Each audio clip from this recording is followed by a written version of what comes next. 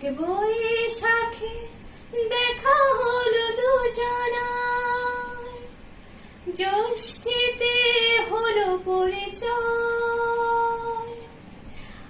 আসছে আষাঢ় মাস, মন তাই ভাবছে কি হয় কি হয়, কি জানি কি হয়।